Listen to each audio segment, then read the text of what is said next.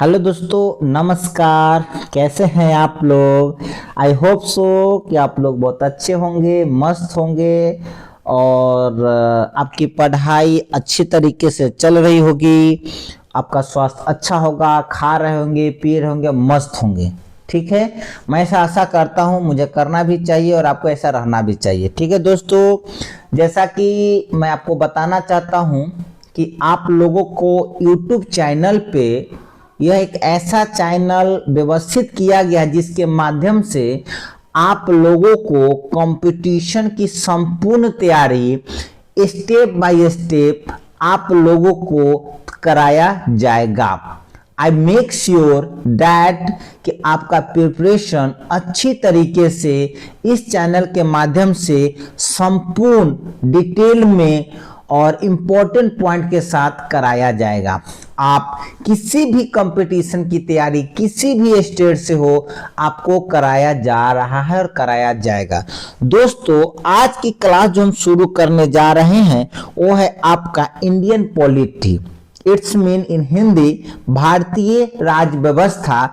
यह lecture number 1 है। ठीक है, यह लेक्चर नंबर 1 है। इस लेक्चर में, फर्स्ट लेक्चर में इंडियन पॉलिटी भारतीय राज्य व्यवस्था में जो हमारा पहला लेक्चर जो होगा वो होगा दोस्तों, वह है भारत का संवैधानिक विकास।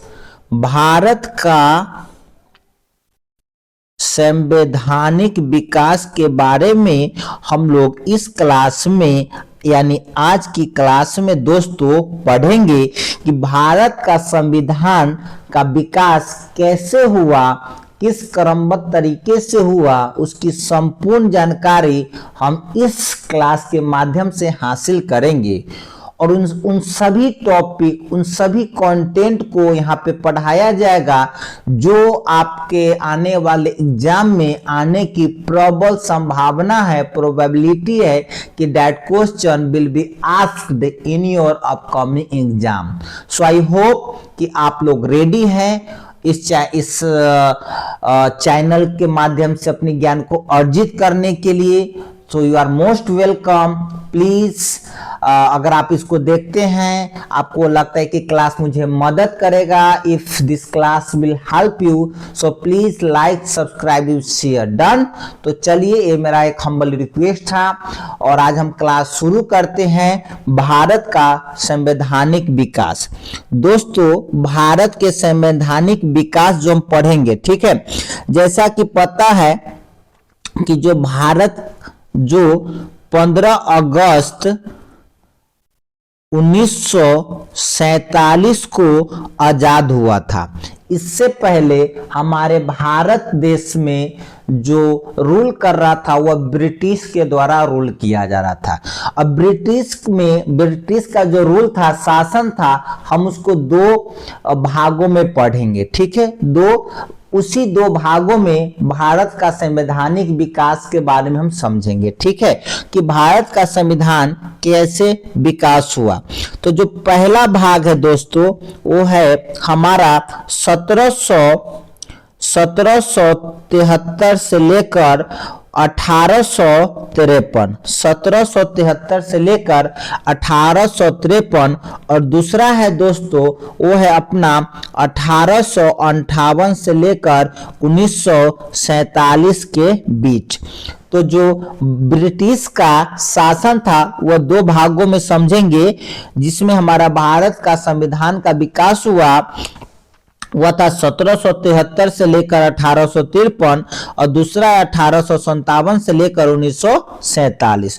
दोस्तों, जो 1773 से लेकर 1853 के बीच में जो संपूर्ण कंट्रोल था वह था ईस्ट इंडिया कंपनी के हाथ में। किसके हाथ में था?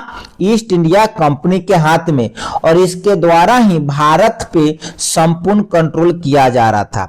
जबकि 1858 से लेकर 1947 के बीच में यह चला गया ब्रिटिश क्राउन के बीच में। ठीक है, ब्रिटिश ताज के अंतर्गत पूरा के पूरा कंट्रोल चला गया, क्यों गया, इस सभी जानकारी हम इस चैनल के माध्यम से पढ़ेंगे। एक एक एक्ट के बारे में, एक एक अधिनियम के बारे में जो इम्पोर्टेंट पॉइंट है, हम सभी एक एक इम्पोर्टेंट पॉइंट को इस चैनल के माध्यम से इस क्लास में डिस्कस करने जा रहे हैं।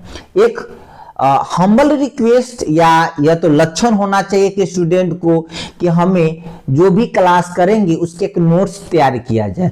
नोट्स जो आपको नोट्स बनाने की आदत डालना चाहिए, बनाना भी चाहिए, ठीक है। जब हम लोग पढ़ते थे तो हम लोग नोट्स बनाते थे, या दैट्स वाई हम लोग सक्सेस किए, ठीक है। तो नोट्स बनाइए, उसको रिवीजन कीजिए बार बार। रिवीजन बोला गया, प्रैक्टिस मेक्स परफेक्ट, अभ्यास कीजिएगा तो आप सफल होने की संभावना ज्यादा है, ठीक है। तो चलिए शुरू करते हैं। एक एक क्लास में हम आपको कुछ मोटिवेशनल थॉट, संपूर्ण जानकारी बताते रहेंगे। मोटिवेशनल का मतलब कि बताता रहूंगा रास्ता कैसे चलना है, ठीक है। तो बिना समय व्यतीत किए हुए, गवाए हुए हम लोग शुरू करते हैं। जो पहला हमारा है आज का जो क्लास में जो हम पढ़ रहे हैं, संवैधानिक विकास, जिसके अंतर्गत जो 1773 का रेगुलेटिंग एक्ट, 1773 का रेगुलेटिंग एक्ट। तो 1773 के रेगुलेटिंग एक्ट में जितने भी इंपॉर्टेंट पॉइंट है, उन सभी इंपॉर्टेंट पॉइंट को इस क्लास के माध्यम से डिस्कस करेंगे, ठीक है। घबराना नहीं, don't worry, don't worry, okay.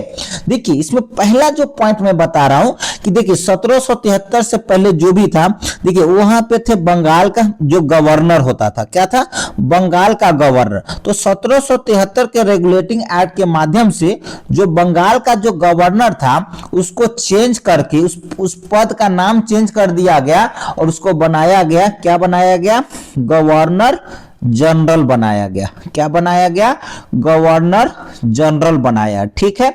तो पूछा जाएगा कि गवर्नर जनरल बंगाल के गवर्नर से किस एक्ट के माध्यम से परिवर्तन किया गया, तो है 1773 का, ठीक है, 1773। और इंपॉर्टेंट पॉइंट देखते हैं किससे, और इंपॉर्टेंट पॉइंट क्या है तो गवर्नर जनरल को मदद करने के लिए, असिस्ट करने के लिए अन्य 4 सदस्यीय कार्यकारी परिषद का गठन किया गया, ठीक है। अन्य 4 सदस्यीय कार्यकारी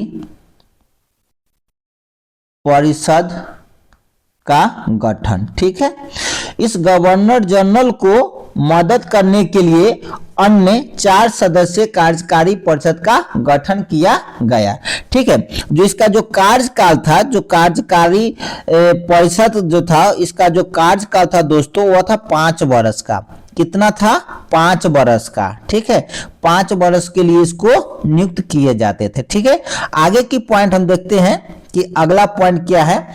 वो है अगला पॉइंट दोस्तों कि इसी एक्ट के अनुसार वारेन हेस्टिंग्स को बंगाल का प्रथम गवर्नर जनरल बनाया गया था। देखिए तो जो पहला गवर्नर जनरल बंगाल का कौन था, प्रथम गवर्नर जनरल, प्रथम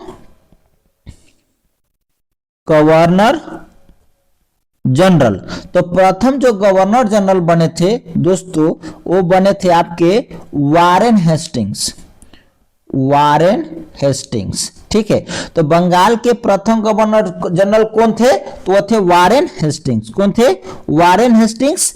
किस एक्ट के माध्यम से, तो 1773 के रेगुलेटिंग एक्ट के माध्यम से बंगाल गवर्नर को बंगाल जनरल पद नाम दिया गया।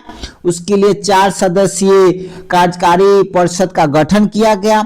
इसका जो कार्यकाल का वर्ष था 5 वर्ष था, और यहाँ पे प्रथम गवर्नर जनरल के रूप में वारेन हेस्टिंग्स को चुना गया, ठीक है। और इसी एक्ट के माध्यम से, देखिए इसी एक्ट के माध्यम से कलकत्ता में एक उच्चतम न्यायालय की स्थापना किया गया। एक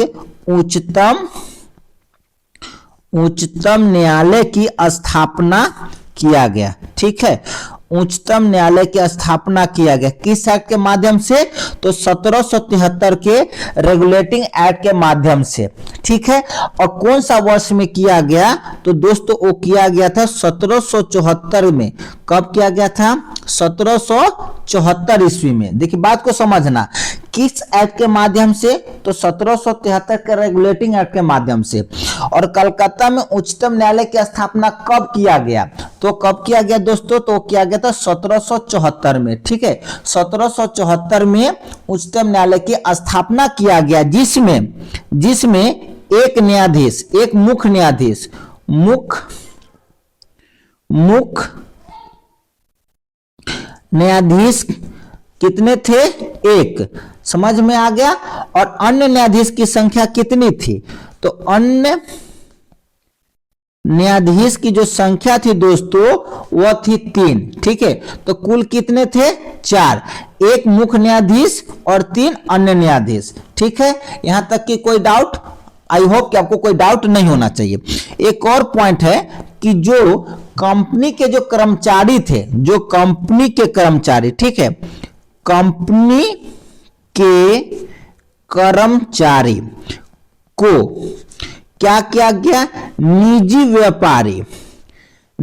व्यापार पर प्रतिबंध लगाया गया। निजी व्यापार पर प्रतिबंध। तो इस एक्ट के माध्यम से जो कंपनी के कर्मचारी थे उनको निजी व्यापार पर प्रतिबंध लगाया गया। तो 1773 का रेगुलेटिंग एक्ट, जो फिर से रिपीट कर देता हूं, बंगाल के गवर्नर को गवर्नर जनरल बनाया गया। अन्य 4 सदस्यीय कार्यकारी परिषद का गठन हुआ, जिसका कार्यकाल था वह था 5 वर्ष। प्रथम गवर्नर जनरल वारेन हेस्टिंग्स साहब को बनाया गया। उच्चतम न्यायालय की स्थापना 1774 में। मुख्य न्यायाधीश की संख्या 1, अन्य न्यायाधीश की संख्या 3। डन। कंपनी के कर्मचारी को निजी व्यापार पर प्रतिबंध लगा दिया गया। तो ये था दोस्तों 1773 का रेगुलेटिंग एक्ट। आगे हम पढ़ते हैं और आगे की ओर समझते हैं। ठीक है, जो दूसरा एक्ट पढ़ते हैं, 1784 पिट्स इंडिया एक्ट। 1784 का पिट्स इंडिया एक्ट। ठीक है, पिट्स इंडिया एक्ट। इसके बारे में अब हम लोग समझते हैं। ध्यान पूर्वक क्लास को सुनना, फिर नोट्स बना लें। इस एक्ट द्वारा कंपनी के राजनीतिक और व्यापारिक कार्यों को पृथक कर दिया गया। ठीक है, इसको क्या किया गया कि 2 भागों में बांट दिया गया। जो एक बनाया गया राजनीतिक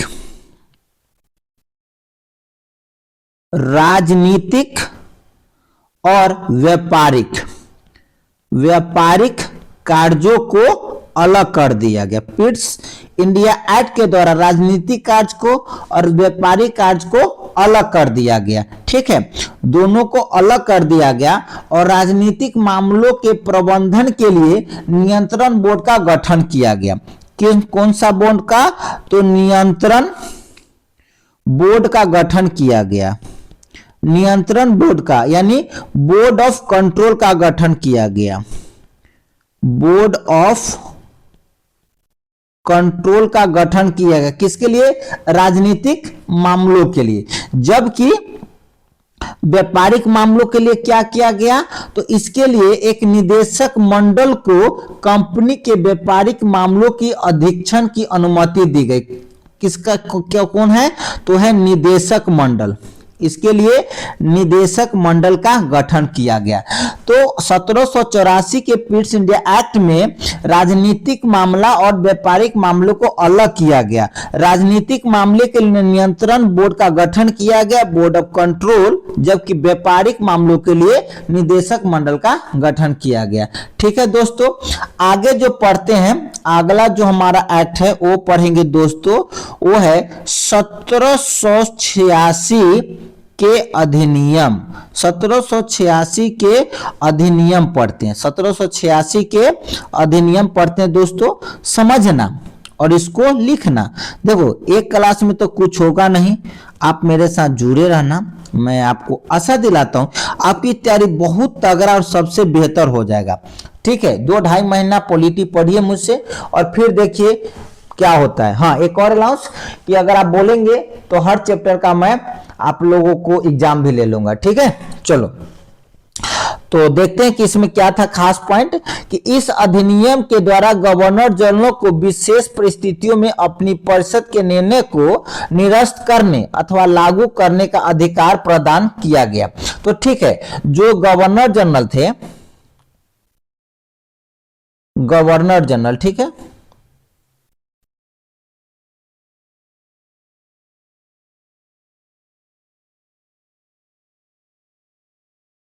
गवर्नर जनरल को एक अधिकार दिया गया। ठीक है, गवर्नर जनरल का विशेष अधिकार दिया गया। क्या दिया गया? तो विशेष अधिकार दिया गया।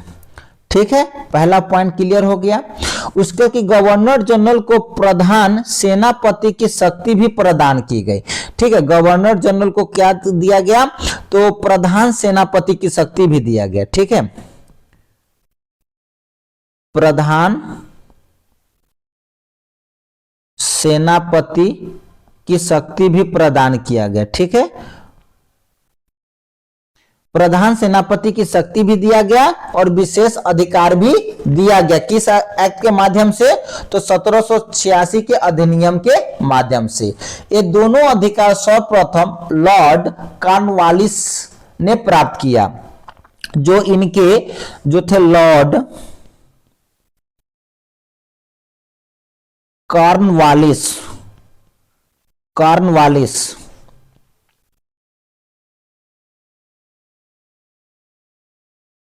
लॉर्ड कॉर्नवालिस को जो ये दोनों जो अधिकार थे, ये जो दोनों, ठीक है, ये जो दोनों है, पहला विशेष अधिकार और प्रधान सेनापति की शक्तियां किसको मिला सर्वप्रथम? तो मिला था लॉर्ड कॉर्नवालिस को। किस अधिनियम के माध्यम से? तो मिला था 1786 के अधिनियम के माध्यम से। ठीक है, आगे बढ़ते हैं, और आगे बढ़ते बढ़ते हम लोग पहुंचे 1793 के चार्टर एक्ट, 1793 के चार्टर एक्ट में पहुंचे। और 1793 के चार्टर एक्ट का विशेष पॉइंट क्या है, इंपॉर्टेंट पॉइंट क्या है? तो 1793 के चार्टर एक्ट के अंतर्गत कंपनी के अधिकारों को 20 वर्ष के लिए बढ़ा दिया गया। तो जो कंपनी का अधिकार था, कंपनी के अधिकारों को बढ़ाया गया। कितने वर्ष के लिए? तो 20 वर्ष के लिए।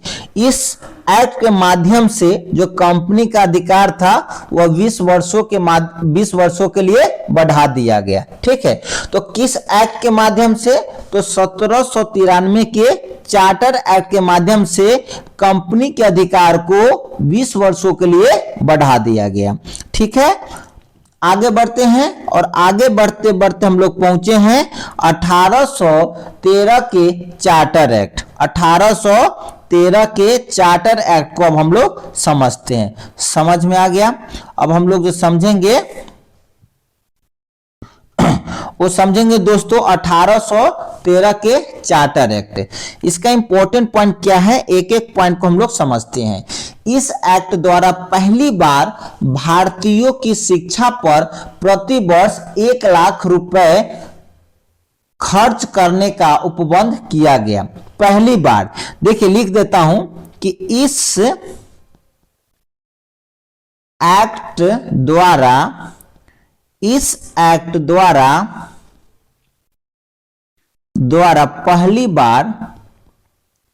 पहली बार भारतीयों की शिक्षा पर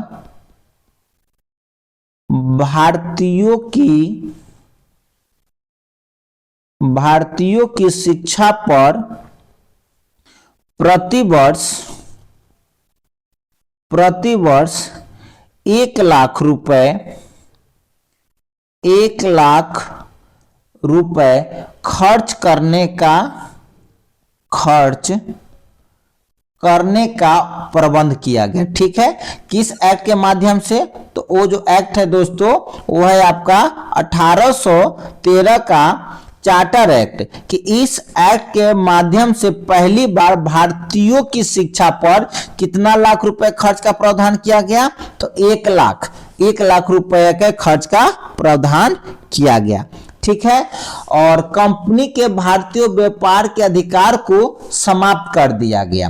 जो कंपनी के भारतीय व्यापार के एक अधिकार था उसको समाप्त कर दिया गया। किसका, तो कंपनी के, देखिए कंपनी के भारतीय व्यापार के एकाधिकार को समाप्त कर दिया गया। ठीक है। और चीन के साथ इसका व्यापार चलता रहा, चाय के व्यापार इसका चलता रहा। ठीक है। आगे बढ़ते हैं अगले एक्ट के पास, और वो है 1833 के चार्टर एक्ट। 1833 के चार्टर एक्ट पढ़ते हैं। ठीक है। 1833 के अब हम लोग चार्टर एक्ट पढ़ते हैं और समझते हैं। ठीक है। समझ जाएंगे, आई होप कि समझिएगा, तगड़े तरीके से समझाएंगे, घबराना नहीं। घबराने से कुछ होता नहीं। चिंता से चतुराई घटे, दुख से घटे शरीर। तो चिंतन करना है, चिंता नहीं करना है। ठीक है। तो बढ़ते हैं 1833 के चार्टर एक्ट। इस एक्ट द्वारा बंगाल के गवर्नर जनरल को संपूर्ण भारत का गवर्नर जनरल बना दिया गया। ठीक है। इस एक्ट द्वारा क्या हुआ कि इस एक्ट द्वारा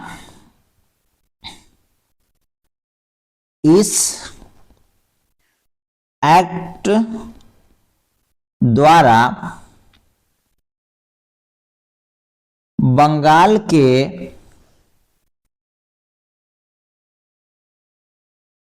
गवर्नर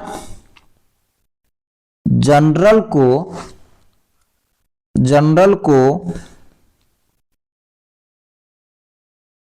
संपूर्ण भारत का गवर्नर जनरल बना दिया गया। देखिए, इससे पहले सिर्फ बंगाल का गवर्नर जनरल होता था, लेकिन 1833 के चार्टर एक्ट के द्वारा क्या किया गया कि संपूर्ण भारत पर गवर्नर जनरल बना दिया गया। अब पूरे भारत का गवर्नर जनरल हो गया। ठीक है। और क्या हुआ, तो लॉर्ड विलियम बेंटिंग भारत का प्रथम गवर्नर जनरल था। ठीक है। क्वेश्चन एक बार नहीं हजारों बार पूछा गया और पूछा भी जाएगा कि भारत का प्रथम गवर्नर जनरल कौन था, तो था लॉर्ड विलियम। कौन था, लॉर्ड विलियम जो थे वो भारत के प्रथम गवर्नर जनरल थे। और गवर्नर जनरल संपूर्ण भारत का किस एक्ट के माध्यम से किया गया, तो था 1833 के चार्टर एक्ट द्वारा। इससे पहले क्या था, वह सिर्फ बंगाल का गवर्नर जनरल होता था, लेकिन इस एक्ट के द्वारा क्या किया गया कि संपूर्ण भारत का गवर्नर जनरल बना दिया गया। और पहला गवर्नर जनरल कौन बने, तो लॉर्ड विलियम बने। ठीक है। अब पहुंचते हैं दोस्तों आगे की ओर, और आगे जो है हमारा 1853 के चार्टर एक्ट। ठीक है। 1853 के चार्टर एक्ट को अब हम लोग समझते हैं, ध्यान दीजिएगा। 1853 के चार्टर एक्ट द्वारा विधायी शक्तियों को कार्यपालिका शक्तियों से पृथक करने की व्यवस्था किया गया। यानी क्या हुआ कि जो विधायी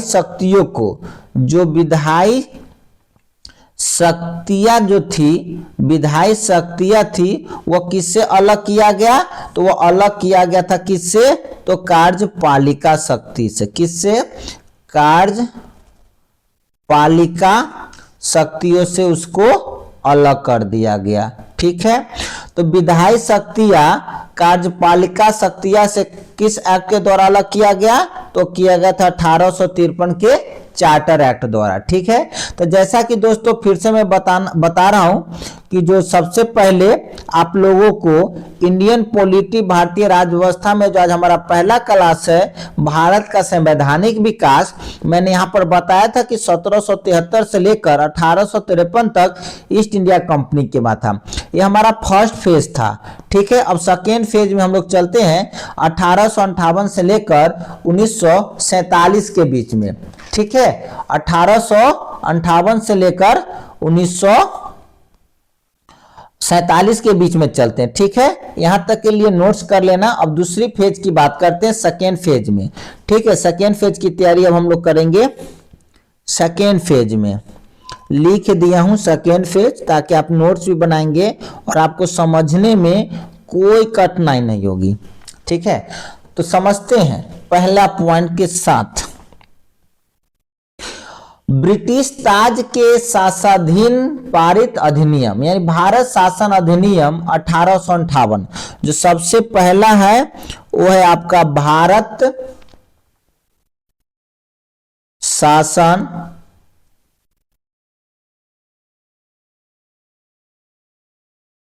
अधिनियम 1858। 1858 भारत शासन अधिनियम 1858 को सबसे पहले हम लोग समझते हैं।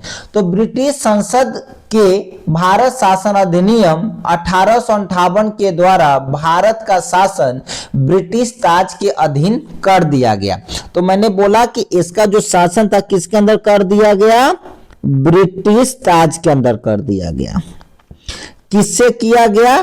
तो किया गया था ईस्ट इंडिया कंपनी से परिवर्तन करके वह चला गया दोस्तों वह ब्रिटिश ताज के अंदर। देखो ताप लिखा गया, एक्चुअल लिखना चाहिए मुझे क्या? ताज लिखना चाहिए था। ठीक है, तो ब्रिटिश क्राउन के अंदर चला गया। डन, पहला पॉइंट क्लियर हो गया। उसके बाद जो हम सेकेंड पॉइंट डिस्कस करेंगे इसके अंदर वो है कि गवर्नर जनरल को भारत का वायसराय भी कहा जाने लगा। देखिए इससे पहले हम लोग 1853 के आसपास तक भारत का गवर्नर जनरल और भारत का वायसराय, गवर्नर जनरल को भारत का वायसराय भी कहा जाने लगा। ठीक है, तो गवर्नर जनरल को क्या कहा जाने लगा? भारत का वायसराय, भारत का वायसराय। ठीक है, किस अधिनियम के माध्यम से? तो है अपना भारत का शासन अधिनियम 1858। ठीक है, लॉर्ड कैनिंग भारत का प्रथम वायसराय बना। कौन बना? तो जो पहला बना दोस्त उसका मैं नाम बताऊंगा, लिख लेना, वो है लॉर्ड कैनिंग। लॉर्ड कैनिंग यह भारत का प्रथम वायसराय। ठीक है, तो भारत का प्रथम वायसराय कौन बना? वो थे लॉर्ड कैनिंग। ठीक है, और इसको भारत का वायसराय जो पद सृजन किया गया वो भारत शासन अधिनियम 1858। ठीक है, लॉर्ड कैनिंग भारत के प्रथम वायसराय बने। ठीक है, आगे बढ़े, अनुमति हो तो आगे बढ़ेंगे और बढ़ना भी चाहिए। ठीक है, आगे बढ़ते बढ़ते पहुंचे हैं भारत परिषद अधिनियम 1861। भारत परिषद अधिनियम 1861 कहां पहुंच चुके? अब हम लोग 1861 में पहुंच चुके। ठीक है, इस अधिनियम द्वारा कानून बनाने की प्रक्रिया में भारतीय प्रतिनिधियों को शामिल करने की शुरुआत हुई। तो हुआ क्या? देखिए भारतीय प्रतिनिधियों को, बात को समझना, अच्छे तरह से समझना कि भारतीय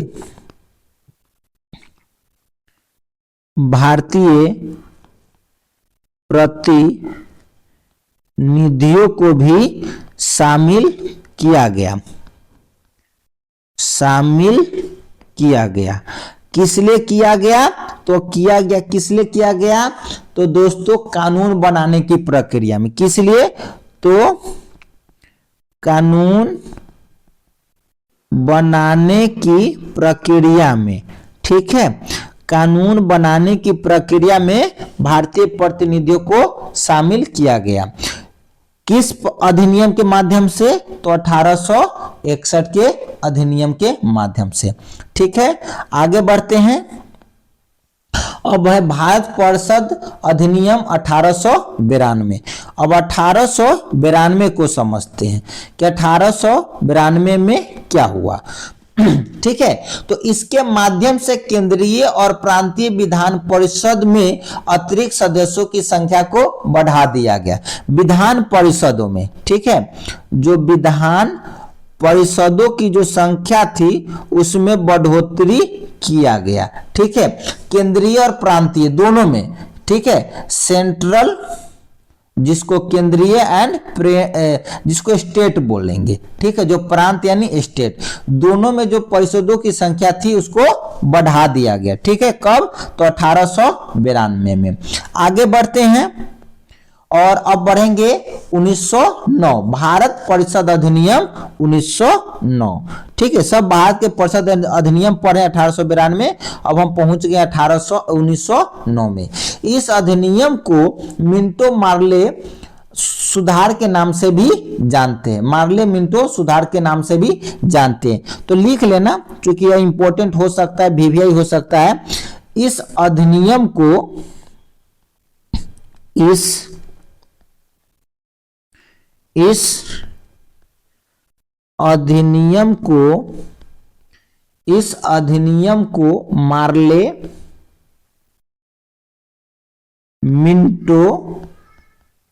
मार्ले मिंटो सुधार के नाम से जानते हैं, सुधार के नाम से जानते हैं, ठीक है। किसको? तो 1909 भारत परिषद अधिनियम 1909 को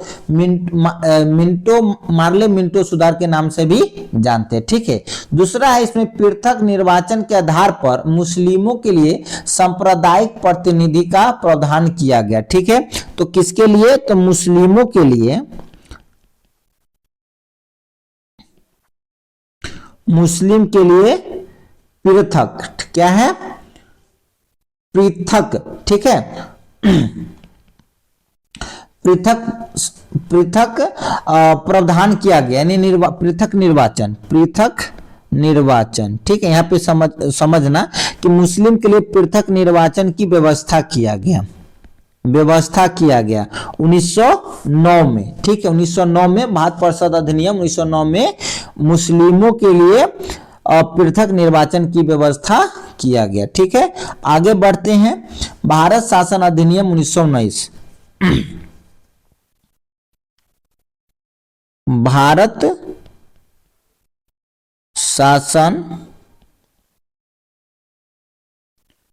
अधिनियम 1919, ठीक है। भारत शासन अधिनियम 1919, इसे मॉन्टेग्यू चेम्सफोर्ड सुधार के नाम से जानते हैं। क्या जानते हैं? तो इसे मॉन्टेग्यू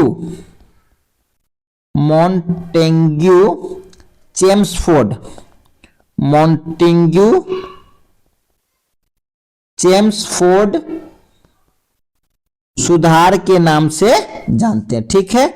आगे समझते हैं इसमें इंपॉर्टेंट पॉइंट कि इस अधिनियम के द्वारा पहली बार प्रत्यक्ष चुनाव की प्रणाली अपनाई गई। पहली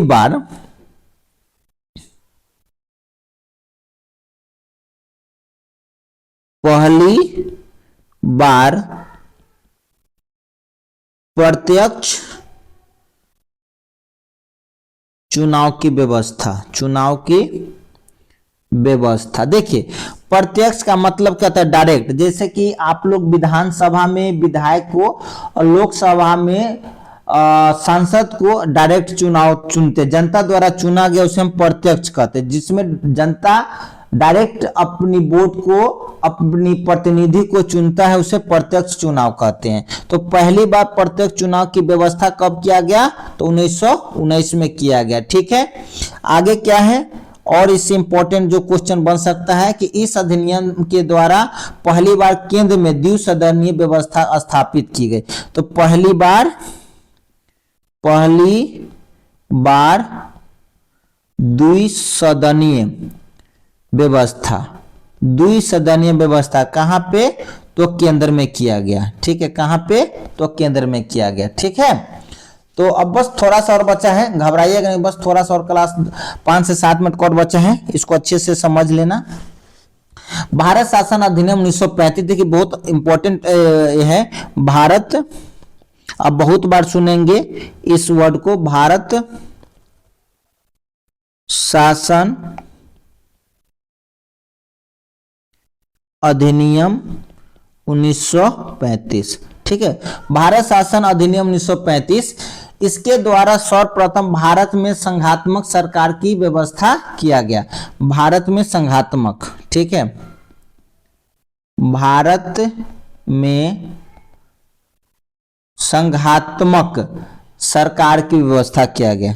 संघात्मक सरकार की व्यवस्था किया गया पहली बार। ठीक है, दूसरा पॉइंट हम क्या समझेंगे, इस अधिनियम के द्वारा प्रांतों में द्वैध शासन समाप्त किया गया। ठीक है, तो प्रांतों में जो द्वैध शासन थी उसको समाप्त किया गया। द्वैध शासन को समाप्त किया गया। ठीक है, आगे देखते हैं और समझते हैं दोस्तों। वो है कि भारत में मुद्रा एवं साख पर नियंत्रण के लिए भारतीय रिजर्व बैंक की स्थापना किया गया। ठीक है, मुद्रा एवं साख के लिए किसकी स्थापना किया गया? तो वो है भारतीय रिजर्व बैंक की, भारतीय रिजर्व बैंक की स्थापना किया गया। बहुत बार क्वेश्चन किया गया कि भारतीय रिजर्व बैंक की स्थापना कब हुआ? तो 1935 में हुआ। तो समझे, जब इस क्लास को आप समझेंगे, पढ़ेंगे, तो आपको पता चला कि भारत शासन अधिनियम 1935 के द्वारा भारतीय रिजर्व बैंक की स्थापना किया गया मुद्रा एवं साख को कंट्रोल करने के लिए। ठीक है, इस अधिनियम के तहत वर्ष 1937 में संघीय न्यायालय की व्यवस्था किया गया। ठीक है, संघीय न्यायालय में पढ़ाऊंगा आगे। ठीक है, संघीय न्यायालय क्या होता है मैं पक्का पढ़ाऊंगा, घबराना नहीं। संघीय न्यायालय की व्यवस्था किया गया। ठीक है, कब किया गया? तो 1937 में किया गया। और किस अधिनियम के माध्यम से? तो 1935 के अधिनियम के माध्यम से। ठीक है, तो संघीय न्यायालय की व्यवस्था कब किया गया? तो 1937 में किया गया। ठीक है, इस अधिनियम द्वारा वर्मा को ब्रिटिश भारत से अलग कर दिया गया। तो वर्मा को कब अलग किया? देखिए कितना इंपॉर्टेंट पॉइंट आपके सामने आ रहा है। वर्मा को अलग किया गया। ठीक है, अलग किया गया 1935 के अधिनियम के माध्यम से। किससे अलग किया गया? तो ब्रिटिश भारत से अलग किया गया। किससे? तो ब्रिटिश भारत से अलग किया गया। ठीक है, ब्रिटिश भारत से वर्मा को अलग किया गया 1935 के अधिनियम के माध्यम से। ठीक है, आगे बढ़ते हैं और हमारा ये लास्ट है आज का, हमारा लास्ट सेशन लगभग it is likely to complete. भारतीय स्वतंत्रता अधिनियम 1947। भारतीय स्वतंत्रता अधिनियम 1947। ठीक है, भारतीय स्वतंत्रता अधिनियम 1947 को समझते हैं। इस अधिनियम द्वारा 15 अगस्त 1947 को भारत को स्वतंत्र एवं संप्रभु राष्ट्र घोषित किया गया। तो भारतीय स्वतंत्रता अधिनियम 1947 यानी भारत की 15 अगस्त। ठीक है, जैसे आपको पता है, ज्यादा नहीं लिखूंगा, 15 अगस्त 1947 को स्वतंत्र घोषित किया गया। किस अधिनियम स्वतंत्र घोषित किया गया? ठीक है, किस एक्ट के माध्यम से? तो भारतीय स्वतंत्रता अधिनियम 1947 के अधिनियम के माध्यम से। और भारत एक संप्रभु राष्ट्र बना। संप्रभु, स्वतंत्र एवं संप्रभु। ठीक है, स्वतंत्र